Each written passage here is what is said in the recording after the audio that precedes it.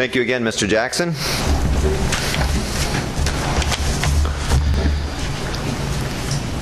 Well, brethren, I have personally been happily married to the same wife for the past 33 and a half years. As I said, I'm missing her. She's been in Alaska now for about 10 days. Now, I've been involved as a marriage counselor and a facilitator for the past 23 years. I've counseled quite a few people for marriage. I've counseled some people after marriage when they were having some difficulties. I've performed quite a few marriages, and I may have an opportunity to perform a marriage here someday in this little congregation. You never know. That would be nice. It has been a real joy to me to be a part of something so very important over the years, but it certainly isn't about me. It's frankly all about you. It's about your mate. It's about God's guidance and His direction in your life when it comes to your marriage. And it is about your submission to God and godly principles. So if you're successful in your marriage, it won't be because of me, but it will be because you and your mate are applying vital biblical principles, spiritual keys that will help you in your marital relationship. Now, those of you who aren't married don't get to tune out because, frankly, this is a sermon for everyone. These are principles that will apply for all of us and do apply for all of us. I've entitled this sermon, Vital Keys to a Vitalized Marriage. Vital Keys to a Vitalized Marriage. However, we'll see that these principles will apply in all relationships and that we need to be living by the principles that we're going to be talking about, those vital keys to a vitalized marriage. We should always remember that marriage is a type of a much greater relationship, and again, that's why this applies to all of us. It is a type of a much greater relationship, a godly relationship. Actually, in a very real sense, marriage is a type of two godly relationships. I don't know if you've thought about this before. I'm sure we've all thought about Christ in the church and the fact that the first fruits will marry the church. So we clearly see that that is a type. But have you ever thought about the type in regard to God the Father and Jesus Christ? Have you ever thought about the relationship that they have with each other and how, in a sense, marriage is to be a type of that, and they are to be a type of what a marriage is supposed to be about? Not that the Father is married to the Son, because that's obviously not the point at all, but the kind of relationship that they have. In fact, let's go to John 17 and we'll see this very clearly. They have a very unique relationship, God the Father and Jesus Christ. Again, it's not a marital relationship, but it's a very close, loving relationship. Notice in John chapter 17, verse 21, John 17, let's read verse 20 as well.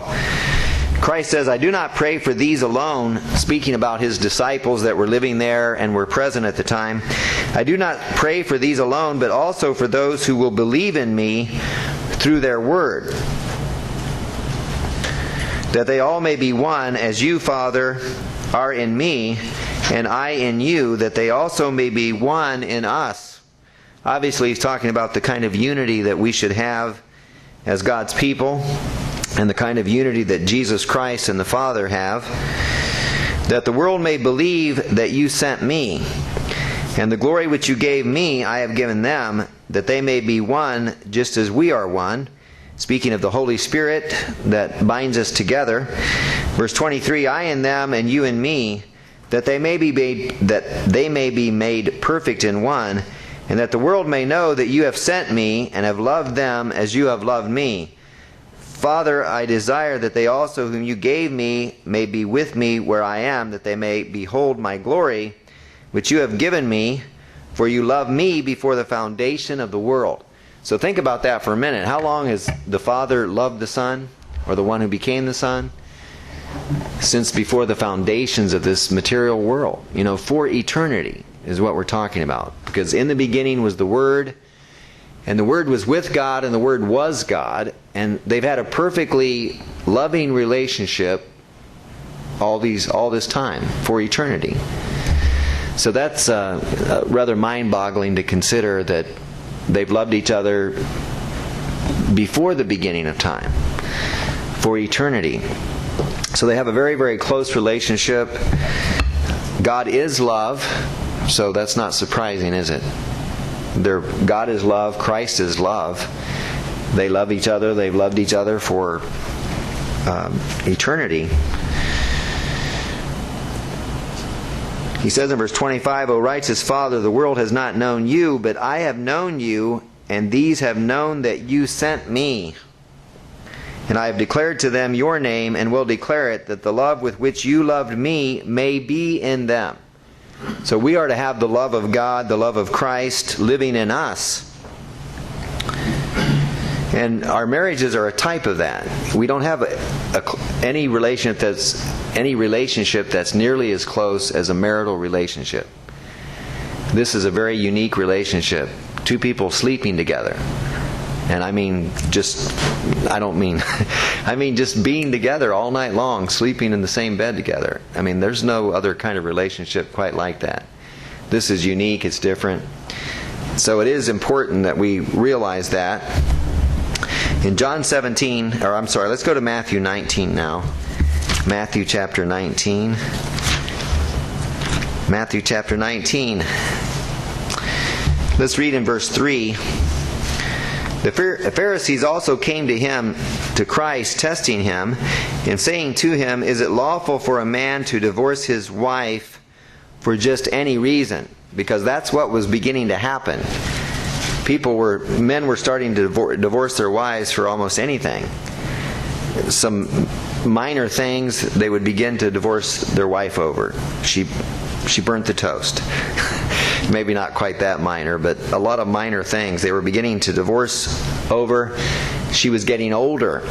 Time to divorce her. Get a new wife. Find a younger one. Verse 4, And he answered and said to them, Have you not read that he who made them at the beginning made them male and female? And said, For this reason a man shall leave his father and mother and be joined to his wife, and the two shall become one flesh. So then they are no longer two, but one flesh. Therefore what God has joined together, let not man separate. They said to him, Why then did Moses command to give a certificate of divorce and to put her away? He said to them, Moses, because of the hardness of your hearts, permitted you to divorce your wives, but from the beginning it was not so. It was never God's intent that husband and wife would divorce each other. And I say to you, whoever divorces his wife, except for sexual immorality, if one of the mates is unfaithful and marries another, and I say to you, whoever divorces his wife, except for sexual immorality, and marries another, commits adultery, and whoever marries her who is divorced commits adultery. His disciples said to him, If such is the case of the man with his wife, it is better not to marry. Now that was their conclusion, but that's not really the conclusion that God wants us to have. God wants us to learn to love each other in our marital relationship. He wants us to follow the example that the Father and the Son have for each other. They've loved each other forever. And when we make a commitment and we make vows to one another, we're to keep those vows. And we're to live by them. So I find it quite interesting when we consider these two relationships and the fact that our marriages should reflect the kind of love that the Father and the Son have for each other, and also the kind of love that we find in Ephesians chapter 5, where it talks about a marital relationship between Christ and the church. Ephesians chapter 5. Let's go there. Ephesians chapter 5, let's begin reading in verse 17. Ephesians chapter 5, verse 17. Therefore do not be unwise, but understand what the will of the Lord is. Now also in context, Paul is telling them to be careful how they use their time. They should be wise in how they allow their time to be utilized. We should understand what God's will is. Do not be unwise, but understand what the will of the Lord is, and do not be drunk with wine, in which is dissipation, but be filled with the Spirit. We are to be filled with the Spirit of God, speaking to one another in psalms and hymns and spiritual songs, giving thanks always for all things to God the Father in the name of our Lord Jesus Christ, and submitting to one another in the fear of God.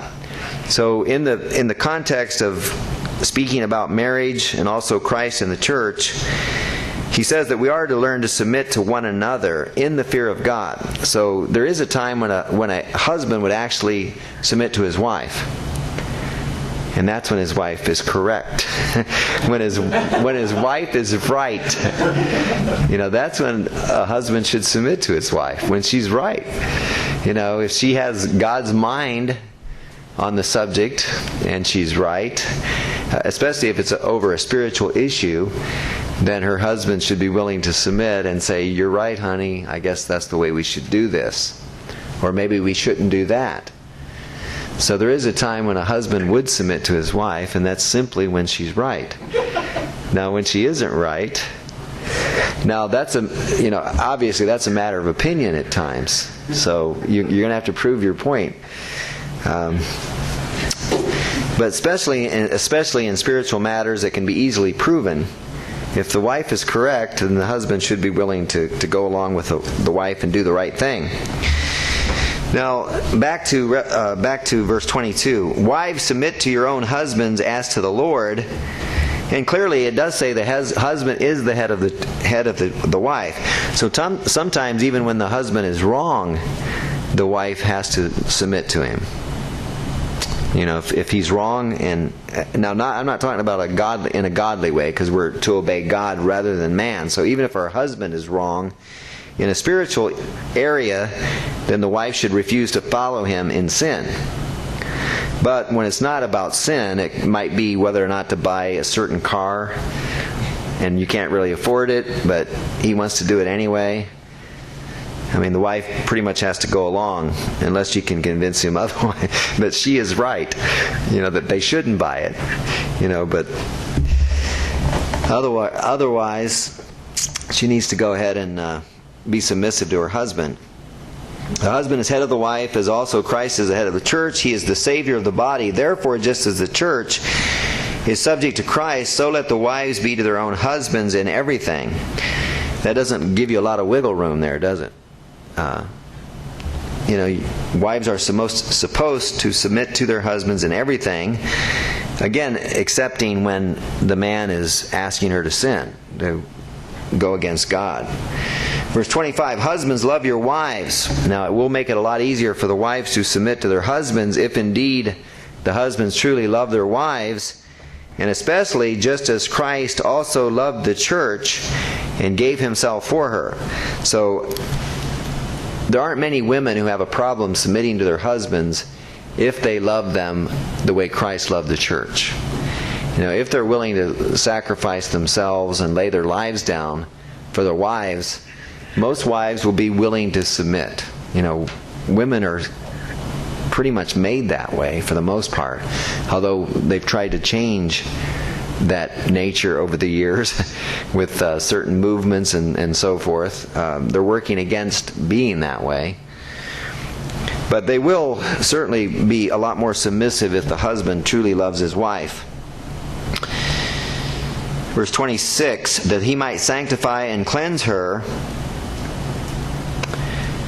with the washing of water by the word, that he might present her to himself a glorious church. Now, he's obviously talking about the church and the relationship that Christ has with the church. Christ is the head of the church, and the church should be submissive to the principles of the Bible that Christ espouses, so that he might present her to himself a glorious church, not having spot or wrinkle or any such thing. So, becoming without sin, but that they should be holy and without blemish. So husbands ought to love their own wives as their own bodies. He who loves his wife loves himself. For no one ever hated his own flesh, but nourishes and cherishes it, just as the Lord does the church. For we are members of his body, of his flesh, and of his bones. For this reason a man shall leave his father and mother, and he shall be joined to his wife, and the two shall become one flesh. This is a great mystery, but I speak concerning Christ and the church. So again, this is a type of Christ and the church, this relationship that a man has with a woman, a husband and a wife have together. They come together, they become one flesh. Nevertheless, let each one of you in particular so love his own wife as himself, and let the wife see that she respects her husband. So we should love and respect one another, and that's the kind of relationship that we should have as husband and wife, based on love and respect for each other. And now let's go to Revelation 19 and consider the marriage supper of the Lamb. It does clearly say that Christ will be marrying the church at His return. The first fruits, those that are called now and chosen by God, sanctified and set apart and made holy by God. Revelation 19, verse 7, let us be glad and rejoice and give Him glory, for the marriage of the Lamb has come, and His wife has made herself ready. So this church has become without spot or wrinkle or any such thing. She has gone through the great tribulation, being cleansed and purified in one sense. Others have been protected in a place of safety for that 3.5 years, where they've had training and they've grown and developed godly character in greater ways than ever before. So this is a church that has been purified and has become without spot or wrinkle. And to her it was granted to be arrayed. And you can imagine how we will really pull together in a place of safety. You know, if we know that the world is falling down around us, and yet God is protecting us, you would think that God's Spirit dwelling in us, there will be great motivation at that time. We will be closer than ever before. It will be a wonderful opportunity to be together at that time. Hopefully we'll all be together if indeed Christ is going to come back in our lifetime. We don't know exactly when Christ is coming back. We know we draw ever closer to Christ's return. Verse 8, and to her it was granted to be arrayed in fine linen, clean and bright, for the fine linen is the righteous acts of the saints. And we are to become righteous in our conduct, without spot or wrinkle, putting sin out of our lives. Then he said to me, write, blessed are those who are called to the marriage supper of the Lamb. And he said to me, these are the true sayings of God. So God is calling some now to be a part of that wedding supper. So let's ask ourselves, how well is your marriage going? If you're married, how well is your marriage going? If you're not married, how well are your relationships going with others? Just friends? Because these are vital keys that will help any relationship. But if you're married, then obviously ask yourself, how well is my marriage going? Could it be going better? And if you aren't married, perhaps you should be preparing to be married someday. We have a few young ladies in here. I'll pick on them for a moment. Couple young men. And someday they may want to get married. So now's a good time to pay attention and consider what may be happening sometime in the not too distant future for some of us, some of the young guys and girls here. On the other hand, if you aren't married and you don't ever intend to be married, can you still benefit from considering these vital keys and biblical principles? Well, of course you can. I've already mentioned that. These principles will apply across the board in your own life and in your relationships with God and with each other. So in this sermon, I would like to share with you 9 vital keys to having a vitalized, vibrant marriage. This is a 2-part sermon, by the way. I can't cover all 9 of these in one sermon. So we'll cover 4 of them today and 5 next time. Also, some of you may be prepared or may be familiar with the Prepare and Enrich program that's designed to build strong marriages. I've used this in premarital counseling for about 20 years now. This is an actual facilitator's report of a certain couple who will remain nameless, of course. But there's like 160 questions that they answer, and then it's all computerized and broken down into a number of categories, like spiritual beliefs, role transitions, or they called it something else not long ago. I forget exactly what it was. Family and friends, sexual expectations, leisure activities, financial management, partner styles and habits, conflict resolution, and communication. And it breaks these questions down into all these different categories and shows whether or not you have a strength in that area or you have a weakness and have an area in which you need to grow. So it's really quite helpful. It is designed to point out strengths and weaknesses in a relationship. And in this premarital and marital counseling program, they break couples down into 4 different kinds of couples. One is the vitalized couple. That's why I'm calling this 9 vital keys to a vitalized marriage. The vitalized couples are the most satisfied with their relationship. They are skilled in communicating and also in resolving conflicts. So they're very good in resolving conflicts that will come up in a marriage. They're also good at communicating with each other, and that strengthens their marriage. So they are a vitalized couple, and it has a certain scale or grid that it will show whether people are vitalized or perhaps they're harmonious, which is the next level. This is a couple that enjoys high levels of satisfaction across most areas of the relationship. Not as much satisfaction as a vitalized couple, but still fairly high.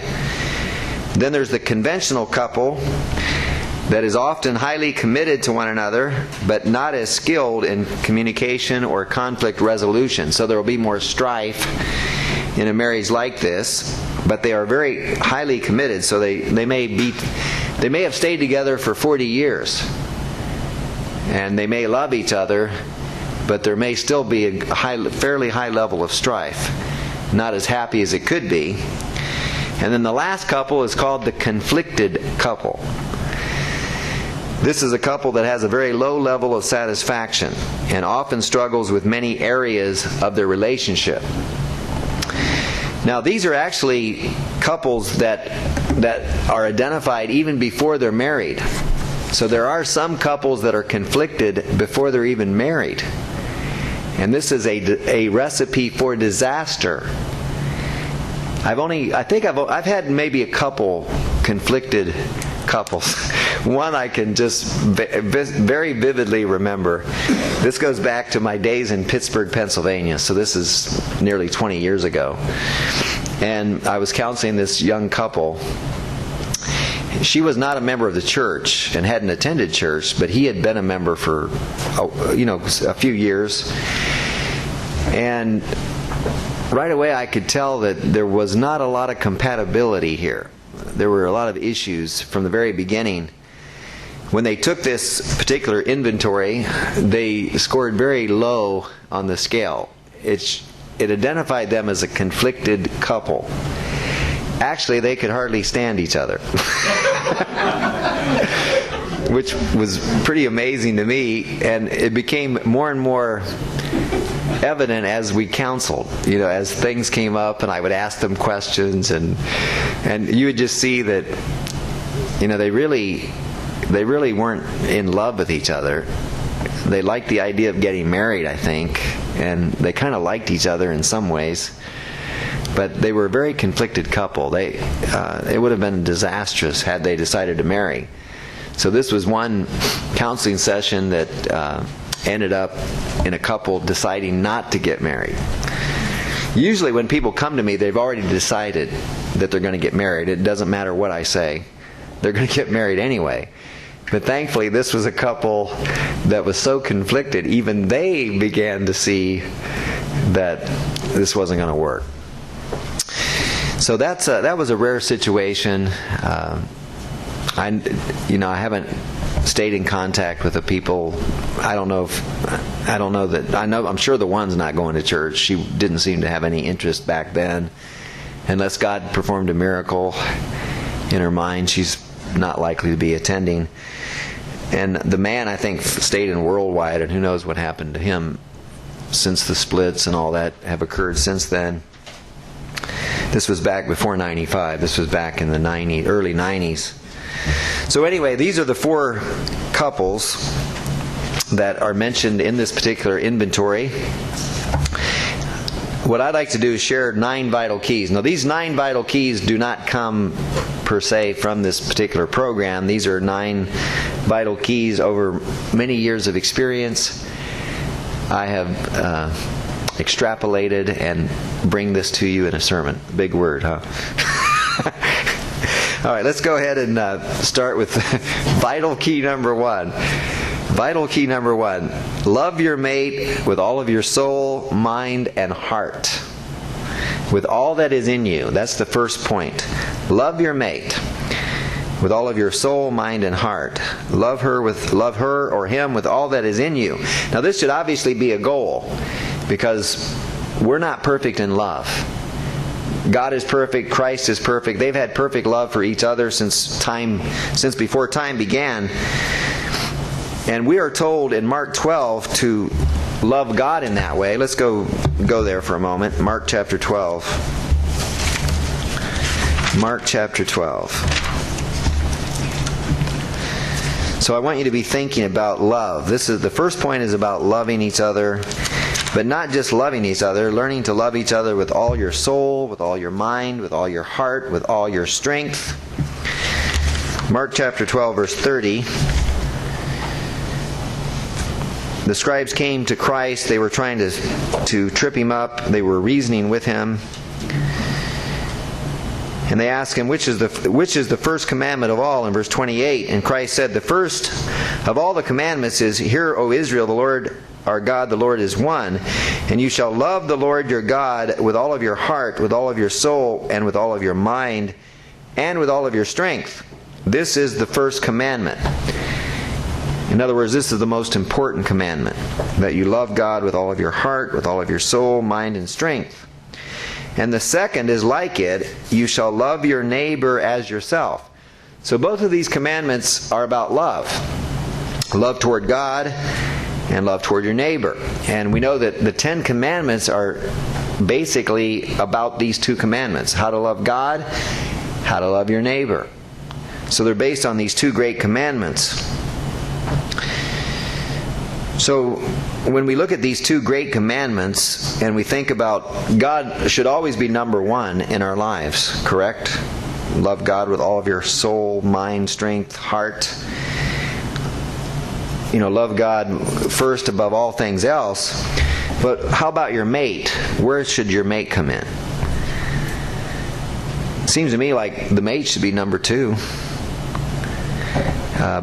Behind God the Father and Jesus Christ the Son, our mate should be number 2. Now there may be a distant number 2 in some ways, if we truly love God first and foremost, but our mate should be up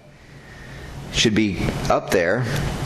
Remember, the second commandment was to love your neighbor as yourself. So what greater neighbor do you have than the man or woman you sleep with at night? That's a relationship, a closeness that you don't have with anyone else. It's unique, it's different.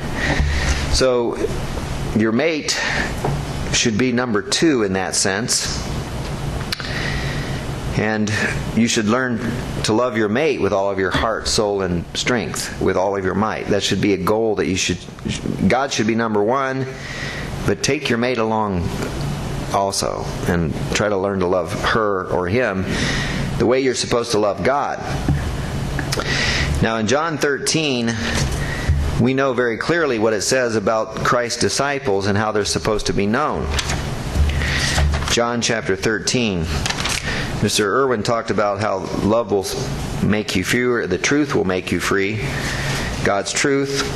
In John 13, verse 34, John chapter 13, verse 34, a new commandment I give to you, Christ says, that you love one another as I have loved you, that you also love one another. By this all will know that you are my disciples if you have love for one another. So the new part of this commandment was to love in the way that Christ loved. Christ loved enough to give His life, to lay His life down for us. So that's the kind of love that we should have toward God and toward Jesus Christ, and the kind of love that we should have toward our wives or our husbands, and frankly toward each other. That's the kind of love we should learn to have toward all people. So again, we are known by the love that we have one for another. So you're known by the kind of love that you have for your mate. What kind of person are you? In 1 Corinthians 13, it talks about love. Let's go there briefly. This is the love chapter. And it speaks about the power of love and just how powerful love is. Paul says, "Though I speak with the tongue of men and angels, but have not love, I have become sounding brass, or a clanging cymbal. And though I have the gift of prophecy and understand all mysteries and all knowledge, and though I have all faith, so that I could remove mountains, but have not love, I am nothing." So love is the most important attribute. It's no wonder that we would start with this principle: love your mate with all of your soul, mind, and heart, with all that is in you. Verse 3, "And though I bestow all my goods to feed the poor, though I give my body to be burned, but have not love, it profits me nothing. Love suffers long and is kind. Love does not envy. Love does not parade itself. Love is not puffed up. It's not proud or vain. It does not behave rudely. It does not seek its own. It is not provoked. It thinks no evil." Now, you can just stop for a moment and consider, if everyone treated everyone with love, what a wonderful world we would have. What a wonderful world this would be if everyone loved each other, because love is kind. It's not envious. It isn't proud. It's not puffed up. It doesn't behave rudely, but it behaves with compassion. It doesn't seek its own. It's unselfish. It's not provoked. In other words, it doesn't get easily offended. It thinks no evil. It doesn't rejoice in iniquity, but it rejoices in the truth. It bears all things, believes all things, hopes all things, endures all things, and love never fails. So when we have true love for each other, then we have all that we need. It will never fail. So that's the first point. Love your mate with all of your soul, mind, and heart. Really pray about it. If you have a hard time loving your mate sometimes, pray that God will give you the kind of love that you need to have for your mate. Sometimes our mates do things that test our love. They challenge us. So we need to learn again to love in the way Christ loved. Christ loved us while we were yet sinners. So we need to love each other in the hard times as well. And we'll talk more about that as we go on. So that's the first point. Love your mate with all your soul, mind, and heart, with all of your strength. Secondly, always seek joy and joyfulness in your relationship with your mate. So if you want to have a vitalized marriage, you should seek joy and joyfulness in your relationship with your mate. Don't allow anything to steal the joy that you ought to have with one another. Don't allow anything to steal the joy that you have. So if there's a trial in your marriage, it will try to steal your joy. Satan will certainly try to steal your joy, but you must not allow anything to steal the joy. When you have trials, that's the time to pull together, not apart. That's when you should draw closer to each other. But oftentimes it's the opposite. When trials come, oftentimes people begin to blame each other. They start playing the blame game. I know that one of the worst trials that anyone could ever go through is to have a child die. A married couple has a child die. I've seen that devastate a marriage in a couple of different cases. It's very hard to get past something like that. And the death of a child is something that is going to take a lot of love and comfort and strength. And you can find that in the arms of your mate if you'll pull together. I'm just using this as an example. This is a huge trial. If someone has a child die, Instead of pulling the marriage apart, it actually should draw us closer together, because that's where we should find the strength that we need from each other. But again, sometimes we look at the other person and we start to blame them. Oh, if he hadn't done this or hadn't done that, or she hadn't done this or done that, or maybe it wouldn't have turned out this way. The same is true in our relationship with God during a time of great trial. Sometimes we start to blame God. Why did God allow this to happen? Why did God put me through this? Or why did He do this? Instead, that's the time you need to go to God and find the strength that you need during a trial. God is there to give you the strength. He's promised to never leave us nor forsake us. Now, we are free moral agents, as again Mr. Irvin had mentioned in the sermon. We're free moral agents. We get to decide. And time and chance happens to everyone. God doesn't make things turn out on a regular basis. Sometimes He will intervene. Sometimes He will change the course of history. But typically, time and chance is allowed to go on, and bad things happen to good people. They happen to good people all the time. But it's how we deal with a trial. So again, seek joy and joyfulness in your marriage at all times, especially during the trials. Turn to each other during times of trial. Learn to have fun together as a couple. Find interests that you have in common. Think about it. Most people don't marry another person because they make them miserable. That's not usually why we get married. This guy is so lousy, I just hate him. I think I'll marry him. He's a horrible guy. Most of the time we get married because we love the other person and we find joy in being with the other person. We find happiness. That's why people generally want to get married. They would like to be happier than they are by themselves, than they are alone. So it is important that we learn to have fun together. We shouldn't be satisfied with a miserable marriage. Now that should not be something that satisfies us at all. We should seek a happy marriage, a joyful marriage. So be sure that you find some common interests and you do some things that are fun together.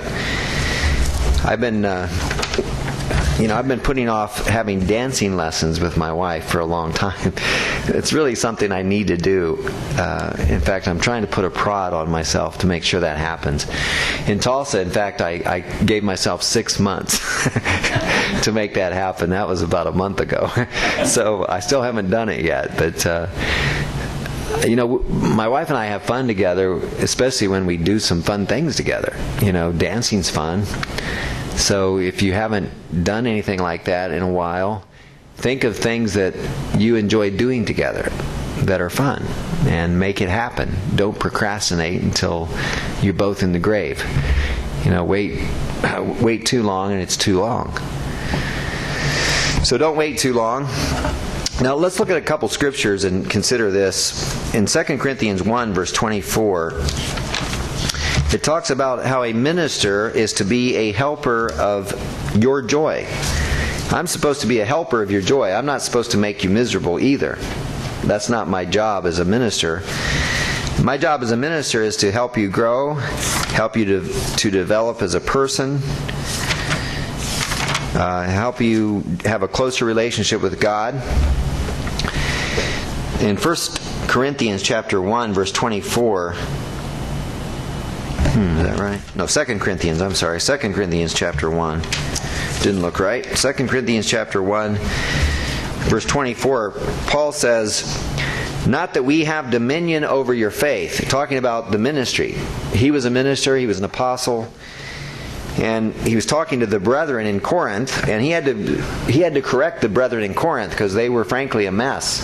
There were divisions, there were schisms, there was infighting, envy and jealousy. There were various types of sins that were going on within the congregation. He says, "Not that we have dominion over your faith." I don't have dominion over your faith. Your faith is between you and God. No, you answer to God. I'm not your judge. God is your judge, and you answer to Him. So we don't have dominion over your faith, but we are fellow workers. See, that's how you should look at the ministry. Fellow workers. You are a worker, and a minister is a fellow worker. We're all working to become like Christ, are we not? Isn't that our goal? I was a member before I was ever a minister. I didn't become a minister all of a sudden. I was a member for a number of years, 11 or 12 years before I was ordained. So just remember, we are fellow workers. And as Paul says, fellow workers for your joy. Okay, we work together. You should also work for my joy.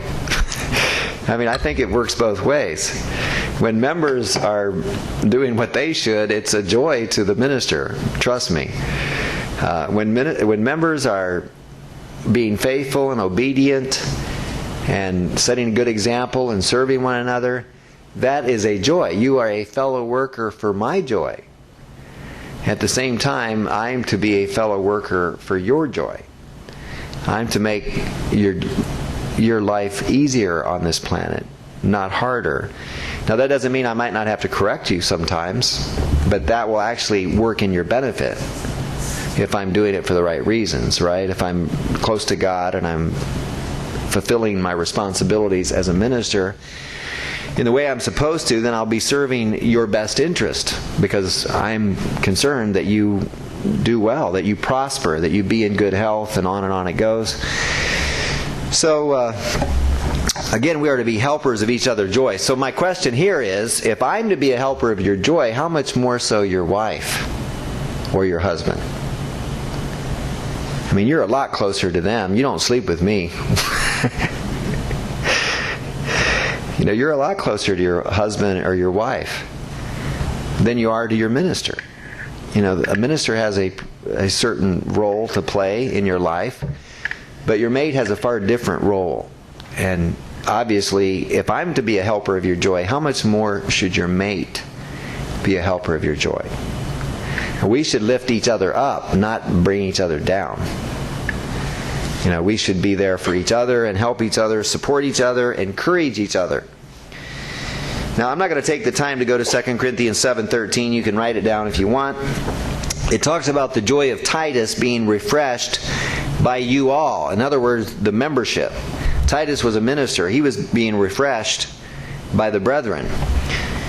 So do you refresh your mate by the simplicity and purity of your spirit? That's what it talks about in this particular verse. The simplicity and purity of your spirit. When we go to church, we should refresh each other. This should be a very positive experience, to be around each other. We should refresh each other. We should lift each other up.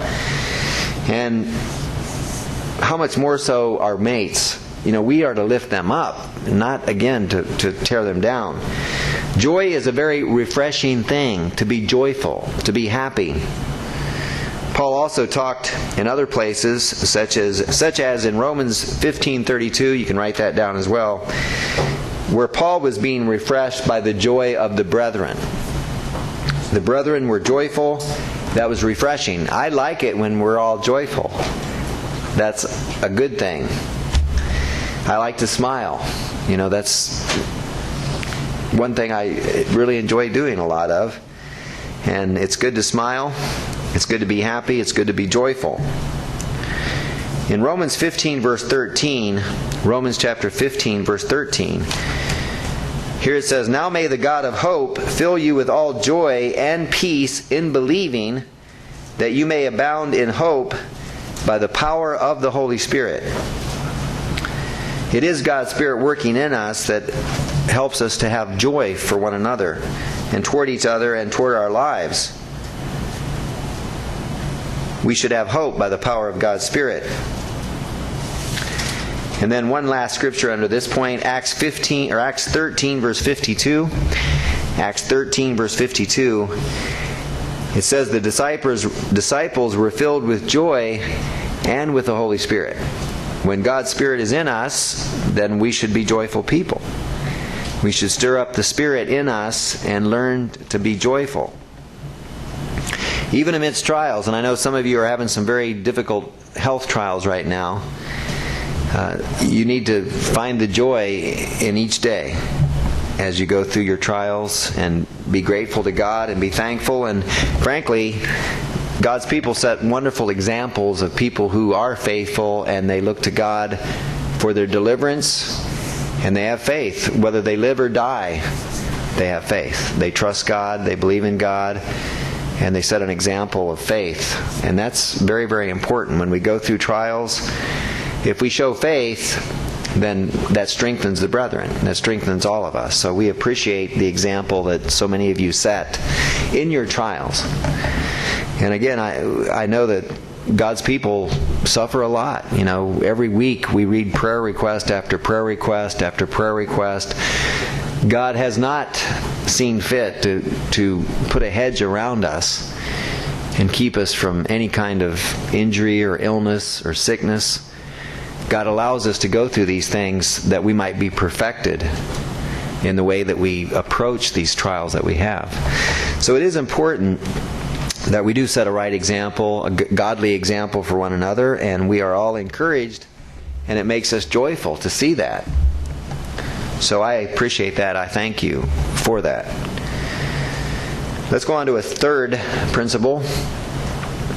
Always seek peace with your mate. Always seek peace. In other words, don't look for warfare in your marriage. Don't pride yourself in being a warrior in your marriage. No, you should be a peacemaker when it comes to your marriage. You should be a peacemaker within your marriage. Psalm 34 verse 14. Psalm 34 verse 14. David says, "Depart from evil and do good. Seek peace." So are you seeking peace in your marriage? Are you seeking peace in your marriage? Are you pursuing it? Seek peace and pursue it earnestly. 1 Peter 3 verse 11 basically says the same thing, that we are to seek peace and pursue peace in our lives. Seek peace and pursue it. Ephesians 4 verse 26. Let's go there for a moment. Ephesians chapter 4 verse 26. Again, marriage is a unique relationship, and it will test us in many ways more than any other relationship. We're closer to our mates than we are anyone else. We spend more time with them. We're constantly around them. In Ephesians 4 verse 26 it says, "Be angry and do not sin." It is possible to be angry and not to sin. There's a certain righteous indignation that we can have that is not sinful, but there are other times when we are angry and we are sinning. You know, we've lost control. We're not angry for the right reasons. Perhaps we're being selfish and we're angry because of that. But regardless, notice what it says. It says, "Be angry and do not sin, and do not let the sun go down on your wrath." So even if you are angry in a right sense, you still ought not let that sun go down on your wrath. No, don't let the sun go down on your anger. Make peace. Seek peace. Pursue peace. Don't go to bed angry. That's another good principle, is don't go to bed angry. And you shouldn't have to sleep separately as husband and wife. You know, sometimes the husband gets the couch, or the wife gets the couch, depending on how mean the husband is. It shouldn't have to work that way, should it? Be angry and do not sin. Do not let the sun go down on your wrath. So strive to make peace. Talk it out. That's where good communication skills and good conflict resolution skills come in.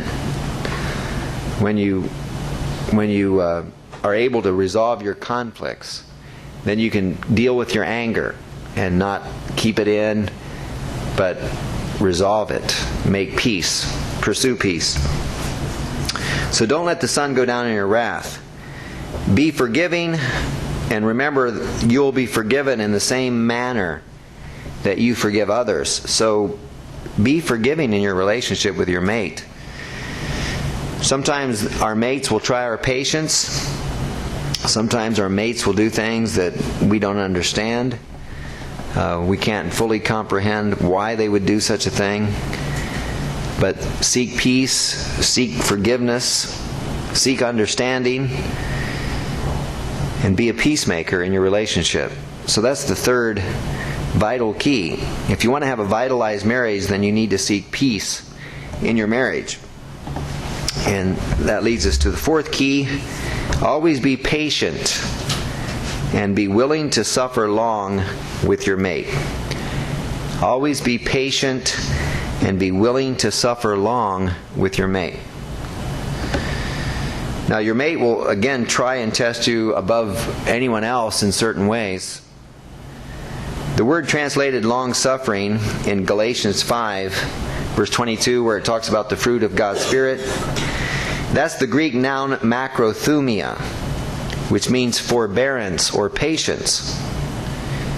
It is translated as long-suffering because macros, the first part of that word, means long, and thumos means temper. So long-tempered. It literally means to be long-tempered, or in other words, slow to anger. And it talks about God in this way. You know, God is slow to anger. God is long-suffering. God is patient. But that's the fruit of God's Spirit. We are to learn patience for one another. Like God is patient, we are to become patient. And then there's a verb, macrothumio, which also means basically to be patient, to be long-suffering, to bear with, or to endure. So it's a noun, it's also a verb. We are to be patient in an active way, and we are to have patience one for another. According to Vine's Expository Dictionary of Biblical Words, long-suffering is that quality of self-restraint in the face of provocation, which does not hastily retaliate or promptly punish. It is the opposite of anger, and it is associated with mercy, and it is used of God. Patience is the quality that does not surrender to circumstances or succumb under trial. It is the opposite of despondency. It is associated with hope. So when we're truly patient, then we'll have hope. You can't have patience unless you're hopeful. You know, you believe things are going to get better, so you can patiently wait for things to get better. You have hope. You believe things are going to get better. So patience is the quality that does not surrender to circumstances. It does not succumb under trial.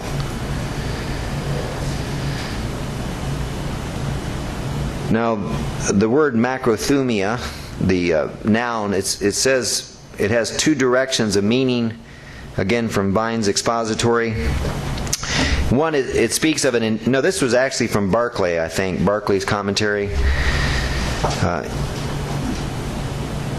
First of all, macrothumia speaks of an enduring spirit that never gives up and never gives in. A Jewish writer used it to describe the Roman persistency, which would never make peace under defeat. The Romans might lose a battle, but they would never conceive of losing the war. In the greatest disaster, it never occurred to them to admit defeat. That's the way our patience should be. We might have a setback, but we should believe that we will, with God's help, succeed. Christian patience is a spirit which never admits defeat, which will not be broken by any misfortune or suffering, by any disappointment of discouragement, but which will persist to the end. So that is again, it's the enduring spirit that will never give up and will never give in. That's the kind of patience that we should all have in our marriages. If we have that kind of patience, then we can endure a great deal.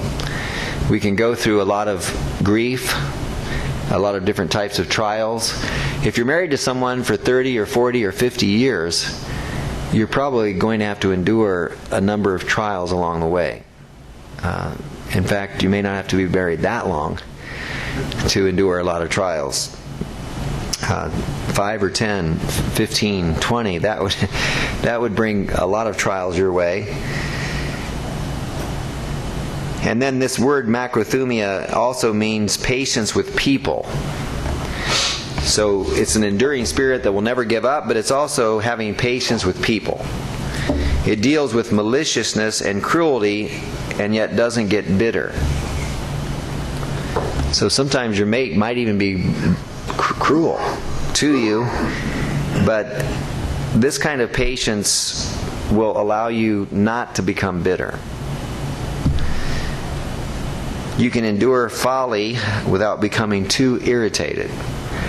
In other words, you can put up with some foolishness without becoming overly irritated. I'm sure my wife's had to put up with some foolishness on my part, and she's done a pretty good job of not getting overly irritated. I know I've irritated her at times with certain things I do. And I'm sure she might say the same thing about me. She's irritated me at times with some of the things she does. But nevertheless, we both have enough patience to overlook certain things. There are certain idiosyncrasies, certain things that our mates do that might not really be the thing that we like to see happening, but with the right kind of patience, we can endure that. It's a little bit like the puppy who will yap persistently at the heels of a big dog. Have you ever seen this? I remember a member I visited a few years ago. They had a Mastiff. A Mastiff's a huge big dog. And they also had a couple of Yorkies. And these Yorkies were nipping at the heels of this Mastiff constantly, jumping up, licking away, and just being very annoying. And the Mastiff was very patient, put up with the foolishness of this much smaller dog. With one, could have put a stop to that. And probably some dogs have put a stop to that kind of behavior. They didn't have that kind of patience that we're talking about, the kind of patience that we need in our marriages. We don't want to, get too angry, too irritated in our marriages and bite someone's head off, so to speak. So this is the kind of spirit that this big dog has. It has the ability to not destroy a much weaker dog. It could, but it doesn't. It bears injury and insult without bitterness and without complaint.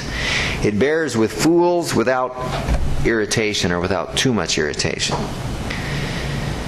Man who has the power to avenge himself is speaking about the man who has the power to avenge himself and doesn't use it. The fact the power is not used is not a sign of powerlessness, but instead of patience. The kind of patience that we all need to have. Now there's another Greek word that is most often translated patience. It's the word hupomone. It expresses patience in regard to adverse things, whereas macrothumia is more often used in regard to patience with antagonistic people. So hupomone is another word that's often translated patience. We need both kinds of patience. We need patience in regard to circumstances and also in regard to people. And these words are often found together in the same sentence, in the same verse in the Bible. God really does want us to be patient. And patience is a virtue that will go a long ways in our marriage. When we lose patience, when we become irritated, then there's a cycle that is set up that gets worse and worse. And smaller things begin to irritate us. Things that used to not irritate us, now they irritate us. They're getting under our skin, so to speak. So you have to deal with these things and you have to resolve conflict before it gets worse in your marriage. And sometimes you have to get counsel if it's getting so bad where you start throwing things at each other or you're thinking about throwing things at each other. then you may need to get some counsel so that you don't hurt one another and make things worse. You don't want to cycle. You want to stop the cycle, the bad cycle that's been developed. I'd like to share with you a letter that President Ronald Reagan wrote to his son Mike. This was back in 1971. In June of 71, just days before his 26-year-old son Michael got married. Now, he wasn't yet president at this time, but he sent him this letter of advice. I'll share it with you. Dear Mike, you've heard all the jokes that have been rousted around by all the unhappy marrieds and cynics. And that's really a brunt of a lot of nighttime talk shows or comedy hours or whatever about marriage, about not getting married, not wanting to get married, being single and remaining single the rest of your life. So anyway, he says, you've heard about all these jokes about unhappy marrieds and cynics. Now, in case no one has suggested it, there is another viewpoint. You have entered into the most meaningful relationship there is in all of human life. It can be whatever you decide to make it. So it is largely a choice, a decision. There are more men griping about marriage who kick the whole thing away themselves than there can ever be wives deserving of blame. There is an old law of physics that you can only get out of a thing as much as you put in it. The man who puts into the marriage only half of what he owns will get that out. I think there's a little pun there. Usually when you get divorced, you lose half of everything that you ever had. So the man who puts into the marriage only half of what he owns will get only half out.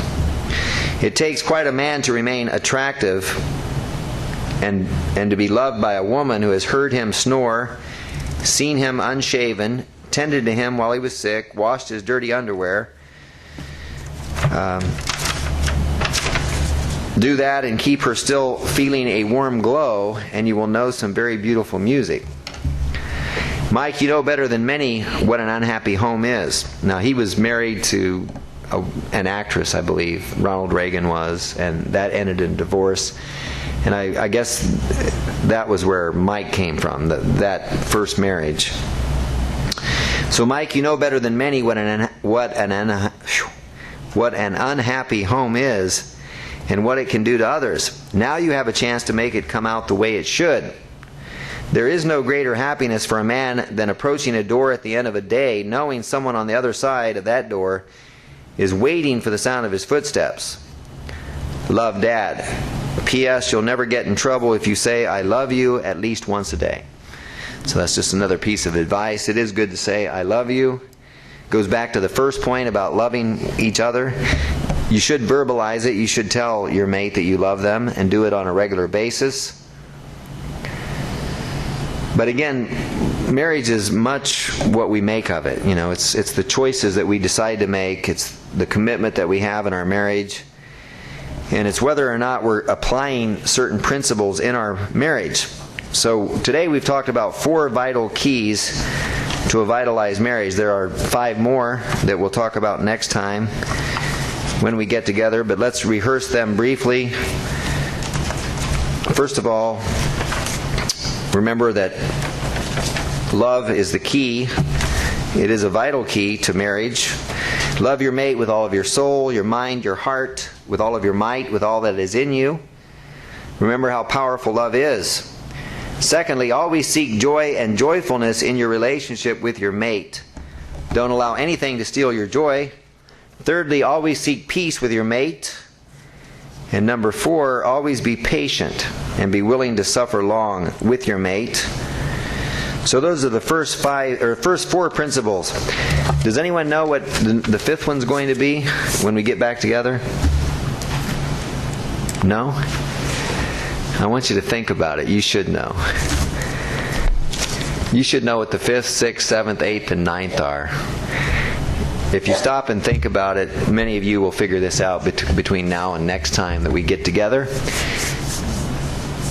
So some of you may have already figured it out as you're thinking about it now.